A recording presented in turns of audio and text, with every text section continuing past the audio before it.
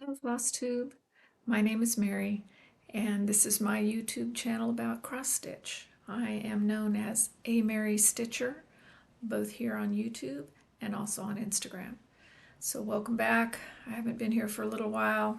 Let's just say I had some life events and leave it at that. Anyway, I am back, and hopefully I'll see you a little more regularly in the future. Now, I didn't want to do a whip parade because, quite frankly, I just did a whip parade in one of my more recent videos. So I thought I would go ahead and just talk to you about the finishes that I've had, the starts that I've had, and some plans going forward. So hopefully that'll get you up to speed and help me feel a little bit caught up. The first thing I have to show is an FFO. Shocking, I know. This one I actually finished towards the end of last year, and it's a pretty easy finishing job because I just put it in a frame. Very simply. No pinning, no lacing, just put it in a frame. Anyway, this is it. And this is Mr. Bones in the Garden, which is a modern folk embroidery chart by Jacob DeGraff. It's actually one of his Dark Crosses series. And I love it because it's just simple. I actually stitched this up for my son, and I thought this would be a terrific frame to put it in. I stitched it on, let me see, antique white Aida 18 count. The fibers are Forbidden Fibers. Inkwell is the dark color, and then the multicolored variegated thread is one that they did called This Is the Way. And I think it was part of a Mandalorian dye job that they had done.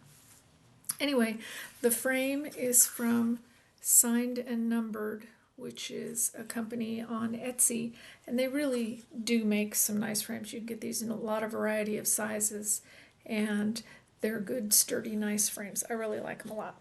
Anyway, so that is my FFO. FFO being a fully finished object. Now, I also have some stitch finishes. Some people call those FOs, but I feel that's a little too confusing when you've got the FFOs and the FOs. So I just refer to them as a stitch finish that I haven't yet made into a final product. So I actually have 8 of those since I saw you last. Lots of them are small, but I'm happy to have them. Anyway, the first one that I'll show you is the Nordic Holiday Countdown from Modern Folk Embroidery. This is the 3rd year that I participate in it. This was the 2024. I think it's probably about time, if I haven't checked already, to see whether next year's is up for sale on the Evertote website or not. I expect it probably has been, and for all I know it may be sold out, but with everything I've had going on in life, I didn't have a chance to check on it. So hopefully I'll be able to squeak in, but we'll see. Anyway, this obviously isn't a picture of the chart because it was a daily rollout of a floss color and another section of the chart until you got to the completed product. So I will show you the original, and this is all on kit floss and with the Roxy Floss Co. threads that were dyed specifically for this project. So it really turned out very pretty. I like it a lot. It was a fun design. They've all been fun. Like I say, I've done them 3 years in a row, and it's an enjoyable thing to do in the month of December. It's just a little bit of stitching every day. It's not too hard to keep up, so that's always fun. Now, next one is another one from the end of last year, and that is #joy. This was one of the kits that was available during last year's Jingle Ball, and this one is from Hands On Design. Kathy Haberman always does such a good job, and I did mine teeny tiny because I wanted it to just be real small, and probably I'm not sure that I'm going to finish it with the kit plans that came along. I probably will, but I wanted it to be a little bit smaller, so I used all the called for threads, and that's what it looks like. And who knows, maybe next time I see you I will have FFO'd it because I have everything I need. All right, next thing is my New Year's start, which I've really been trying to work down some of my older whips, and so I made a commitment to not start too many things this year, or if I did have new starts, to try and have them be a little bit on the smaller side so that I can work through some of the larger whips that I've got this year. Now, the one I started on New Year's Day was from Brenda Gervais of With Thy Needle and Thread. Oops, sorry. Try and get at an angle where it's not glary. And this is Rudolph and Friends. This was something that was released along with a larger sampler chart, but I just thought this was the cutest little thing, and so I did it real small so it can be an ornament for our Christmas tree. So that is what it looks like, and here is my, whoops, is my little bitty finish. Anyway, so he's just as cute as can be. I did this with most of the called for threads. If I didn't have one, then I would, choose an alternate for my selection, but for the most part, we're talking called for. So it's really super cute. I look forward to finishing that one as well. Grand plans, I know. All right, now last year I started, I believe it was the very beginning of February, I started the Year of the Dragon Sal along with, or I participated in it, I didn't start it by any means, but Erica from Fibers and Floss Canada and Samantha, the Huga Stitcher, began this Sal, invited us all to join in, and so I did because I had this chart from Modern Folk Embroidery. This is Here Be Dragons. Again, one of the Dark Crosses series that Jacob has done. He's got a bunch of really fun charts in that section. So I chose not to do mine all in one color. I wanted two colors. So here's what we've got. I feel like I'm saying so a lot. I apologize for that. All right. And here it is. Now this is on Picture This Plus.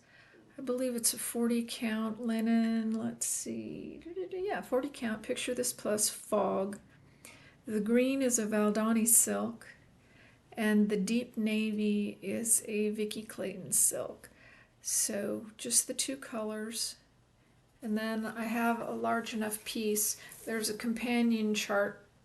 Sorry, hiding. There's a companion chart called Here Be Lions, and I'll have this, I'll stitch it up in the same size and probably frame them to go together. So that was my finish in January of Here Be Dragons. Then the next one I've got, oh, this one's bittersweet. Everyone in the stitching community that I know of is missing Jean Lee because she has made so many contributions to the stitching community. I've never had a chance to go to the attic, but I was fortunate enough to purchase this chart, which was done from a sampler in her collection, and so I ordered this. Many people have done this. It's a terrific chart. I fudged around and tweaked a few little things. For instance, there's this funny little alphabet here that's kind of squooched in, and one of the border ends kind of finishes midway through a flower. I know that sounds silly. And then I did not include Ursula's name and information down here. But beyond that, it's just a beautiful chart, and it was so much fun to stitch. I did mine on an Aida in porcelain, 20 count Aida from Roxy Floss Co. And the floss on this, the silk is Gloriana silk in old gold. And I just thought this was kind of a nice change. I like the birds in the gold, and the little bee looks really pretty in the gold. But this was a lot of fun to stitch, and I had started it previously, and when Jean passed away, I decided it was a good project to stitch on and spend some time thinking about her contributions and how lucky we all were to have her. So that is Ursula's sampler. Put that there, and then we've got, yes, on my birthday, which was this year's Super Bowl Sunday, I joined Tara Sullivan's stand-up bowl. Now that Tara is known as Sully Stitches here on Flosstube, and she encouraged us all to stitch an animal cracker from the Stacy Nash collection, which is growing by leaps and bounds, and so many people have been collecting these charts because they're just so cute. This is the chart for Maggie May. I was team Maggie May. And Tara just encouraged us all to pick our favorite cracker and start. So I did, and I changed the colors, as I do sometimes. But here's Maggie May, and I stitched her on a 36 count, and I'll tell you the truth, I honestly don't know which Ada this is, but yeah, 36, or excuse me, so it's Ada, which means it was an 18 count, sorry about that. And I changed her dress to be a little more blue. I used Weeks Whiskey for the sweater, which was, I think the sweater was originally meant to be in Schneckly, which just has a little bit of green cast, so I wanted it to have a little warmer, kind of a honey tone to it. So there she is. Oh, and I also stitched on a small piece of linen her little turnip. And I think I'm going to try and make this into a little bag for my stand-up. So I wanted it to be just a tiny bit smaller. I did it on a smaller count. So that is Maggie May. And let's see. My next stitch finish was also a chart from the Jingle Ball last year. And this is Festive Forest from the Blue Flower. And what this is a long design that's meant, you stitch all of these points together and that gathers it up into this really wonderful, I think Janine was calling it a muffin shape, but it's really a cool idea. And this is mine.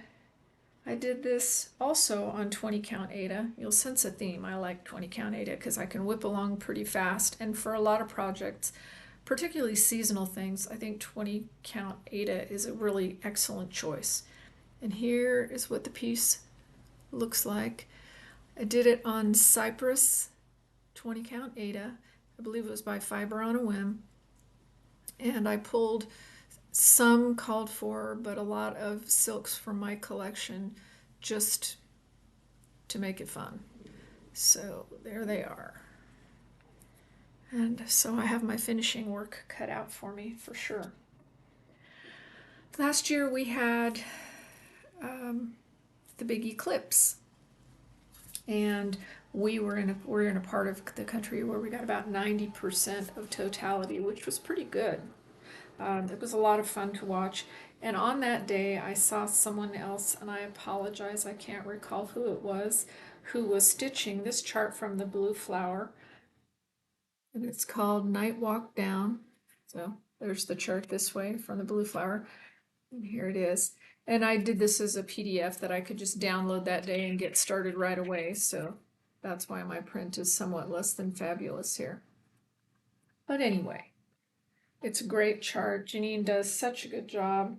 She loves color. She's good with animals. It's just a lot of fun. Now, I went a little bit rogue and I changed around the colors of the flowers.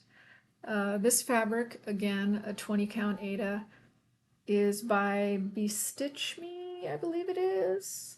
And it is, yeah, by Bestitch Me, and it's called Artemis. And then all the flosses are just various silks from my collection. And I just, like I say, I went with a lot of color. I changed her dress. I mixed up the flower colors. I inverted some where the dark color was on the inside of the flower and others where the dark color was on the outside of the flower, just to sort of make it interesting. But this was a lot of fun to stitch, and I'm excited to have it finished. So there she is. All right, so that was all of the stitch finishes that I have. Now starts. Of course, it's been a while since I've been here, so you would think I would have a ton of starts, and a few of those starts were also finishes because they were some of the smaller things like Maggie May and Rudolph and Friends. But I had three other starts, sorry. Several of them Sal's, one not a Sal. First one was in mid-December, and this was Put a Bird on It. And this is a chart from Jacob of Modern Folk Embroidery. And the Sal was started by EJ and Shelia of the the Sunshine Stitchers. And those gals are so fun. And I just was really excited to jump in on this. The chart is very fun. It's really charted to be monochromatic, but one of the models was done with multiple colors. So a lot of people are choosing their own colors. I do that all the time anyway, so I'm doing that same thing. Now, EJ has broken this up into 12 sections, and that's why we started in December. And the idea is that she broke it up into 12, but we're doing a 13-month Sal, so everybody has sort of a catch-up month at the end if they need to, so everybody can finish on time. That's why she started in December. But for me, I decided to do a center start, which put me right in this section of this biggest motif. And I am telling you, with everything that was going on, I just could not focus, and I didn't like the way my floss was looking on the particular fabric that I had chosen previously. I just chose poorly. I didn't choose the right color for the colors of floss I wanted to use. So I ended up starting over again on a new piece of fabric. And so what I have is 18 count Aida, because it finished up at a size that's going to be easy to frame. So it's 18 count Aida from number 12 Stitch Co. And it's called Salted Caramel. And then the floss is from my collection. It's a purple color, because why not? So I did manage to get that one biggest motif done. And I think that just this motif alone represents about 17-18% of the total design. It's a fair amount. I don't count stitches, but I think that it was EJ who mentioned the fact that there were a lot of stitches in that big one. So I'm excited. I finally got through it. It took me a lot of frogging. Like I say, I changed fabrics, so I just feel good about being where I am, and hopefully next month I'll get a little bit more caught up with the Sal. The other Sal that I started was one with the Facebook group Across the Pond Stitch and Chat, and that's being managed by Sarah of Sew Me Sarah on YouTube, Flosstube, sorry. And the design is called One Stitch at a Time, and it's by La Di Da, and it's really a fun chart. And this is another one where Sarah has broken it up into sections, and there are some people who have been having so much fun with it that they just plowed through and stitched it all the way until it was finished. Because I'm working to try and take care of some older whips, I'm going along pretty much with the monthly. Sometimes I'll do 2 assignments at once if I'm in the middle of something, but that's the design. And in this case, I am stitching on a graham cracker fabric, which is dyed by the son, actually I think it's the sons now, of Teresa Vanette, also known as Kitten Stitcher, also known as Shakespeare's Peddler.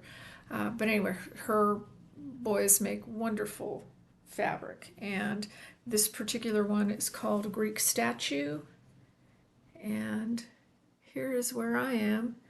And really this represents assignments 1, 2, 3, and part of 4, so I'm chugging along. But I think 5 is the house, and I think it's the whole house. So I may need a little extra time on that one, but I'm coming along, and it is just a sweet chart. It's been a real joy to stitch, so as long as I can get through that house, life will be good. My third and last start, that's a whip, is A Study in Nature. And this is by the artsy housewife, Gigi. And this is just such a pretty chart. If you really want to see a fabulous version of this completed, a model that was done of this, if you go to the YouTube of Caroline and Carrie, Caroline of Evertotes, Carrie of Roxy Floss Co. Roxy Floss Co. has a fabric that is so pretty, and it's just a vivid, vivid red.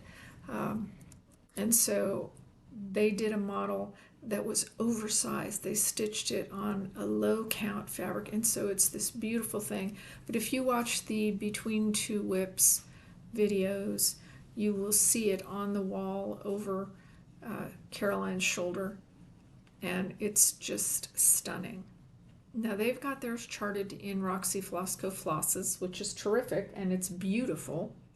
But I happen to have quite a few of the Dinky Dyes colors that this is charted for. So what I did is I used the called for Dinky Dyes, and then I got the fabric from Evertote a while back. Let's see, Candy Apple, I believe, is the name of it. And I did a 36 count, good grief, struggling. Yes, 36 count Candy Apple. And here is my little baby start. But you can see how this fabric is so pretty. Now it's skewing a little warmer tone. It's actually a really nice true red, just as pretty as it can be. Just a hint of a blue undertone, but for some reason my camera's making it appear a little more tomatoey, and it is much more of a candy apple. It's just gorgeous. So that's how far I have gotten on that. All right, then we come to whips that were not new starts. So my whips are, where are they? There they are. Tried and true, the oldie but goodie. This is my oldest remaining whip, and I'm hoping to finish it this year. We'll see how that goes.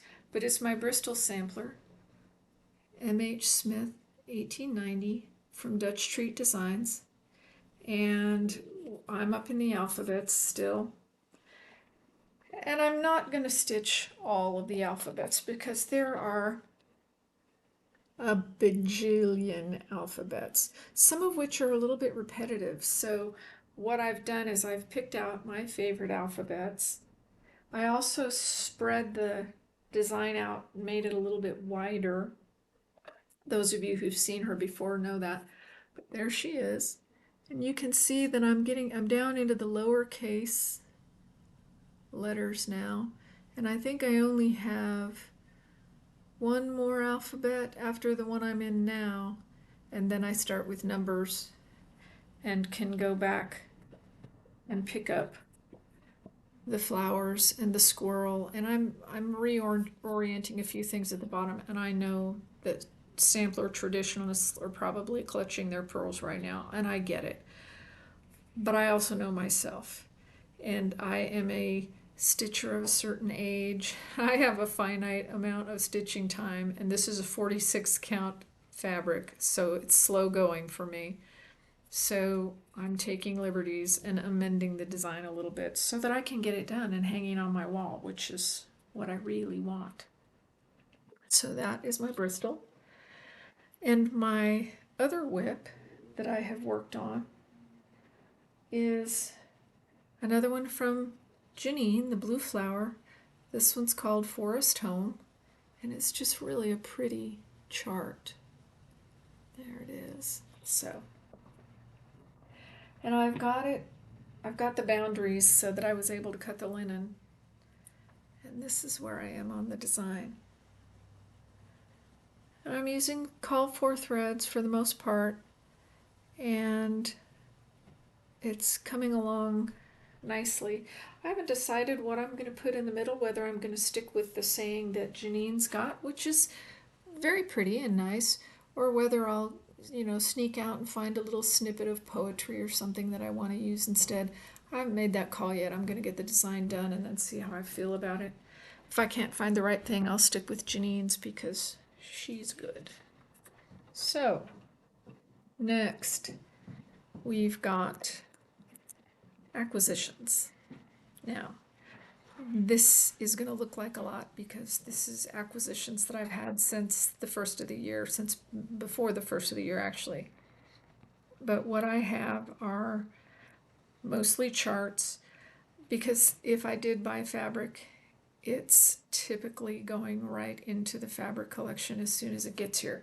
I know I was lucky enough to get some needle and flax linens, and I'm very excited about those. You know, some of my favorites, Sleeping Bear and Thornfield, you know, two excellent, excellent types of linen. So I know I've gotten those, but I didn't pull them. You know, we would have gone on all day if we'd pulled everything.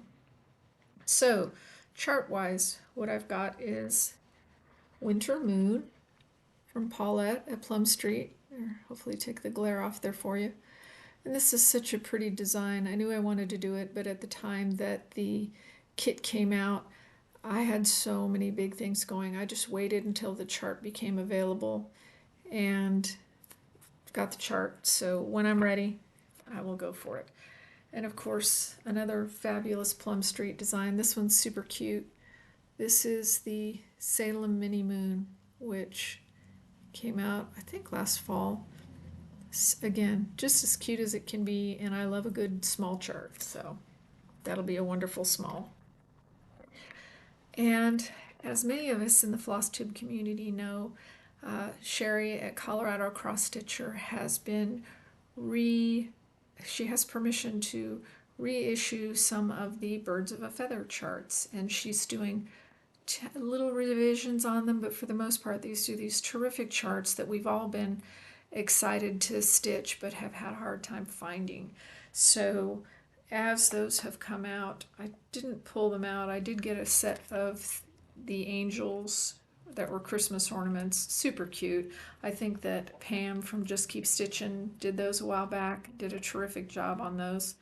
And one of the ones I've gotten fairly recently is Mary Mary. I just think it's a super cute chart.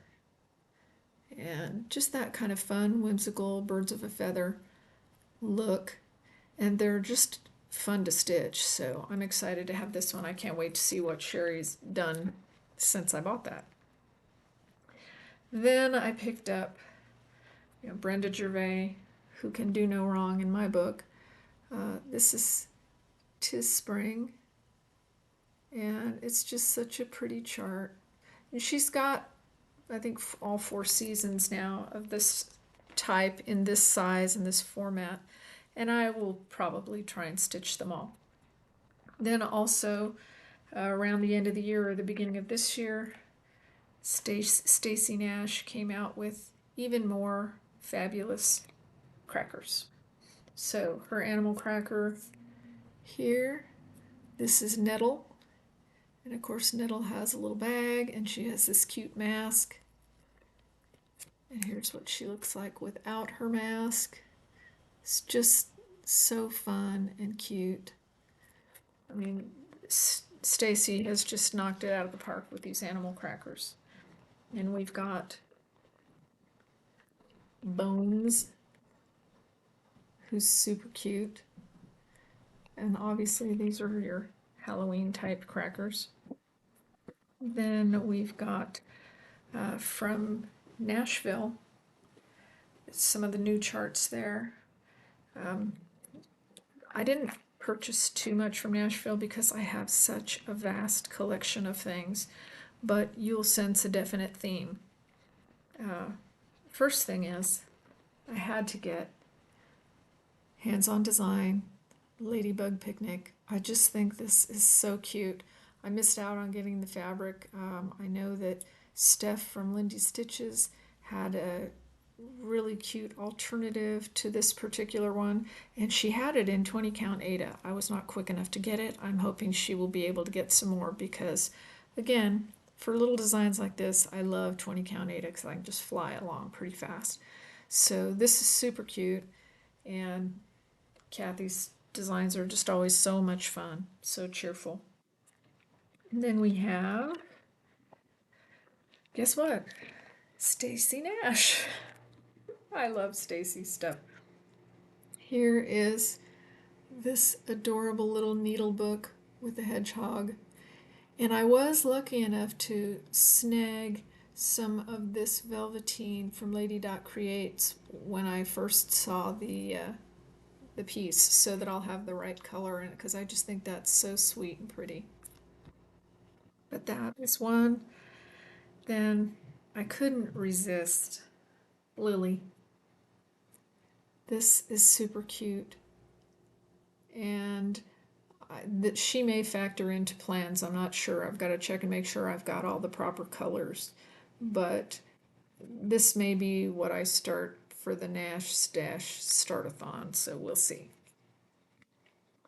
And then, although I have a lot of the animal crackers and I don't really need new samplers to stitch, I just thought there was something about the house in this Rose Hill Farm sampler. It's a pin. It's one of those bigger pin keeps, I think, too. So, or maybe it's just the little ones are the pin keeps. I don't know. But I just really thought that the house in this one was so cool looking. I just really like it a lot. So I'm looking forward to putting that into my queue of samplers. It's a long line, but hey, a girl can collect. You want to collect them while you can. All right. So now we are down to plans. My plans are, my immediate plans are to join the Nash Stash Startathon. And this is something that's been put together by Steph Webb of Lindy Stitches. And these are virtual retreats. There's just a small amount, I think it's $10 to get your ticket. And then there's stitching tables, so you can sit around and basically it's like Zooming, only you can Zoom with a huge number of people and pop around to the different stitching tables, and it's just tons of fun. It's a little bit like the Jingle Ball, but it's more just a bunch of stitchers getting together, not the classes and kits and all of that. It's just a chance for everybody to kind of share what they found at market and get a start on one with some friends. So I look forward to that. It's going to be a lot of fun. Then my other plans are for WIPCO for the month of April. The numbers were 4 and what? 4 and 10. WIPCO, if you're not familiar with it, is something that was the brainchild of Jessie, whose YouTube channel is Jessie Marie Does Stuff. And I think on Instagram she's just Jessie Does Stuff. I could be wrong about that. But Jessie Marie has kind of a bingo game, only she's plugged in her whips. Now, Jessie has multiple boards going. God love her. She is amazing at keeping track of it and setting all these goals. She has small goals and large goals, and it's phenomenal. I am just in awe of what she's able to accomplish. I have a much more simplified view of things because, again, lots to stitch, only a certain amount of time to stitch it in. So this is my little baby WIPCO, very old school, paper, pens, circling, very old school. But my two WIPCO projects, in addition to the various SALs that I am a part of, which have monthly assignments, my two WIPCO items are Summer Quaker by Leela's Studio.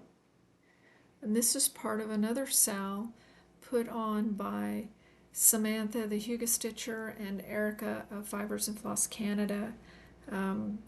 They have the autumn one and also the summer Quaker going. But this one's one of my focus pieces for next month. And my starting point for the month will be here. This is where I am now. I've got kind of a section of one side of the border. And so we'll see what 5 days will get me in the month of April. And then my second whip-go call for April will be Huckleberry Farm, another Janine McGowan, Blue Flower, and Huckleberry Farm is here. Now I've changed the layout a little bit. I've moved the butterfly. And my phrase that I put in is going to be different. I'm taking out the alphabet and adding a line, a quote, I should say. So that is what it looks like when it's finished. Mine will be a little different, but basically the same. Same shape, same overall components. But here's my starting point. And you can see already where my verse is going to start and where I moved the butterfly to. So I did move him up closer to the bear. So that is it for my plans. And that's plenty because I have probably 4 active Sals that I'm working on. So by the time I do Sal assignments and the 2 whip goes, and continue to try and focus on some of my older whips that I'm trying to move through, that's going to be the month. That'll be the whole month. Oh, and I'm also not this coming weekend, which is when the Nash Dash Startathon is, but the following weekend is the Steel City Stitchers retreat in Pittsburgh, and I'm going for the fourth time. Yeah, they've had 4 of them, and I've gone to all of them so far. It's down in a hotel near the airport in Pittsburgh, and I can make that commute, so it's easy for me to do. At the time that I signed up for it, my father was still alive, and I wasn't planning on staying because I would commute. Previously, what I've done is commute down and commute back in the afternoon. He stayed with my husband during the day. And of course, at this point, there's no point trying to book a hotel room. I'm sure they're pretty busy, and I'll just go ahead and commute again this year. So that should be a fun thing for next week. And I think that's everything for me. I'm a little bit rocky, a little bit bumbly today. Sorry about that. I'll get my act together before next time, hopefully. And we'll see you then. Thank you very much.